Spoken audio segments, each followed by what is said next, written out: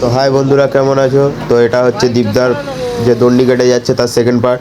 তো আমার শরীরটা প্রচণ্ডই খারাপ ছিল, যে কারণে আমরা ভিডিওটা ছাড়তে পারিনি।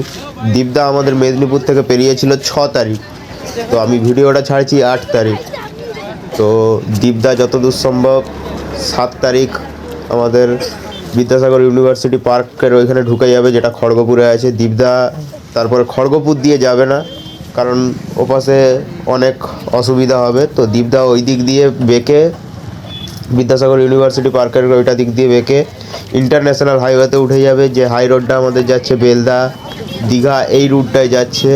তো তোমাদের ঘর যদি ওই পাশে হয় তো তোমরা দীপদার সাথে অবশ্যই দেখা করো। তো এইটুকুই বলার ছিল। আর ভিডিওটা ভালো লাগলে লাইক সাবস্ক্রাইব অবশ্যই করে দাও।